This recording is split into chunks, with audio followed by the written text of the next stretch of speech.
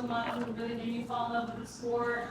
He's been there for me since day one, and so I couldn't thank him enough for sticking by my side and being my number one. I'd also like to thank my teammates for allowing me to lead them and trusting me to lead them.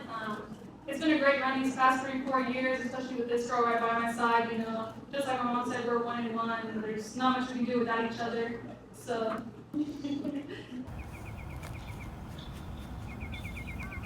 I'm gonna kill this. It's so cute. It's beautiful. My name's Charlie Dagnino. My full name's Charlotte. I'm 17 years old. Lived in Blythe my whole life. Got 3 siblings that I've been pretty close to from my mom and dad. I've got an older sister and 2 younger brothers. And I bleed green and gold. I don't know. This is my life. I've always dreamed of being a Yellow Jacket ever since my dad coached here forever. When my siblings came here, I grew up coming to games. I grew up on that football field right there, and it's just who I am, who I've always wanted to be. And it's been a dream come true living out these last 4 years. I've made a success in my name. You know, I've established my name in history at this school, putting banners on the wall, putting trophies in the trophy case. You know, no one's ever gonna forget me. I've done what I've done, and I hope that I've been a good role model to the future athletes of Oliverdi. Yeah, I hope so. It's been pretty cool outside. It was last night too, but it was cool. I don't know, I think it was fun. I texted him and he called me and he was like, I'm crying, like I'm so happy. He was like, you were my number one. I'm so happy that we finally like made this official. Like I knew you were leaning towards us from the jump. I just like, you know, I'm glad that I was able to give you all the information. And I was like, stop crying, dude. What are you doing? You sound too much like this other guy. Right. I was like, what is with these guys crying? Like, No, it'll be good though. I'm Troy Peterson. I've been a teacher here at Palo Verde High School for 18 years. I've coached several different sports. I'm currently the head girls golf coach and the boys golf coach, and I've been the assistant varsity coach for the girls basketball team for the past 3 years. And I've known Charlie since when her mom was pregnant with Charlie. I knew very close friends with the family, and over her last 4 years in school, we've grown really close. I was able to see her grow as an athlete, grow as a leader out here, but most importantly, see her grow as a human being, grow as a person. And it's just been an absolute pleasure. He thinks not this coming year, but the next year? Is that the plan? I think so. I think he's confident in his recruiting skills, so he's confident that he can bring in girls who are going to work well together and then go from there. He got the number 1 girl from Beaumont. He got You're telling me all that, yeah. the girl from Morris. He got me. He got 2 returners that quit last year. One of them was their leading scorer before she left, and then he's got this other girl from Arizona and then 2 from LA. I don't know if they did that. I mean, it sounds like. I don't think I can really put into words what she's done for this school and girls sports and women's sports in general here in this town. She is a role model for the young girls coming up. We've got a lot of young girls that are coming to basketball games just to go watch, see Charlie, and see the girls play, and see what they can someday become. Her leadership is something that it may not be. Maybe a lot of people don't put a lot of emphasis on what leadership activities, but I 100% know that we found as much success as we did because every girl on our team could look up to her. Every girl on our team knew that they could count on her. And it just was, I like to call it a perfect storm of all these things coming together and being successful as we were. I'd say probably one of my favorite moments that I had to coach since, these last 4 years was, seeing her deal with the tragedy and stuff with losing her father. And, coming and playing a basketball game the same day and passed away. And the emotions that were in that gym, and the love that was in that gym, it's something that you really can write the story any better. It's something to see how tough she is as a human being. And it's something that every one of us, young, old, can try to become like that.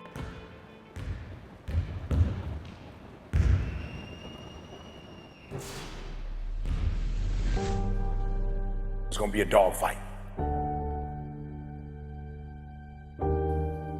I would love to tell you that on the road to success, everything is gonna work out. It's not. It's gonna be a dogfight.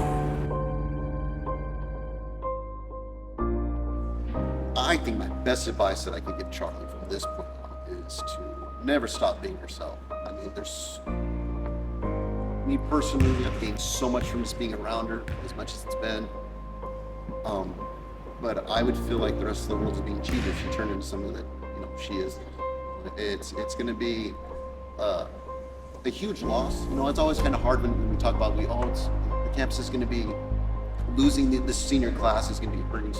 But at the same time, I like to think that the impression that she's left on the people, the underclassmen here, is going to hopefully just extend for years and years and years to come. That the legend of Charlie Dagnino will never die. And so that's what I believe.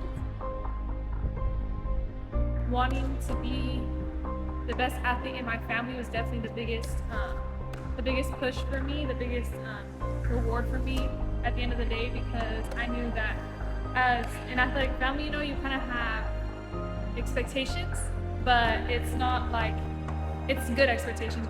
Especially when my dad got sick, it just really pushed me to be the best, because I know like one day the ball's gonna stop bouncing, I'm gonna stop shooting the ball, I'm gonna stop hitting the ball in softball. At the end of the day, it's gonna stop one day, and life's short, and you never know when it's gonna end. So you want to push as hard as you can, when you're like physically able to be the best, and show your hard work on the court, show your hard work on the field. You never know when it's gonna stop, and my dad really showed me that towards the end of his life, because he was always my number one. He always pushed me to be the best, and his biggest thing was hard work beats talent. When talent doesn't work hard, you work harder than the next person, then the person next to you, then you're gonna get your spot, you're gonna get your time, and that's the biggest thing, how I try to live my life, just one game at a time, one shot at a time, and work harder than everybody else. In a small town like this, everybody wants the best for each other, everybody wants everybody to succeed, and so it's like, regardless of what sport you play, what position you play, everybody just wants PV to win. Everybody wants Blythe to succeed. Everybody wants this town to flourish. And everybody supporting each other as a youth and as athletes in this community, it's definitely a bigger advantage. And it's hard to find that other places. There's not many places like Blythe. I found that nothing in life is worthwhile unless you take risks. Nothing. Nelson Mandela said, "There is no passion to be found playing small and settling for a life that's less than the one you're capable of living." Now, I'm sure in your experiences in school and applying to college and picking your major and deciding what you want to do with life, I'm sure people have told you to make sure you have something to fall back on. Make sure you got something to fall back on, honey. You're one of the most amazing people I have met this season. I was so excited to be able to play with you and experience something new, and you definitely made my varsity experience 10 times better, and I'll always be grateful for that. Just find a way to continue to be her, to be the girl that we know she is. And it's a lot to ask of anybody. And yet we're asking this 17-year-old girl to do that, and to not let anyone down, even though we were all there for her. We all understood the situation. But she did it perfectly.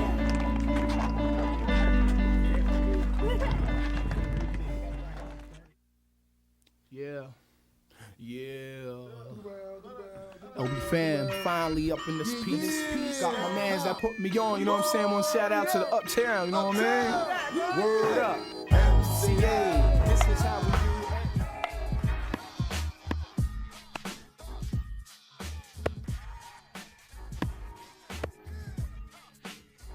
So today we play Southwest, of course, and we've lost to them twice this past year. They're in our league, and so right now we are tied for second in our league, and they're in first. But we still have the opportunity to take a share of the title if we can beat them. And obviously they have to lose these next couple games. But, it's not out of the picture. So it's like a really big game for us just to see how much we can push ourselves, how much we can come back from 2 losses like that. It's not easy to do. They're a good team. They're a talented team. They're deep. They can hit. And so I think this win would definitely it'll be very important going into playoffs, especially just to show the kind of team that we are.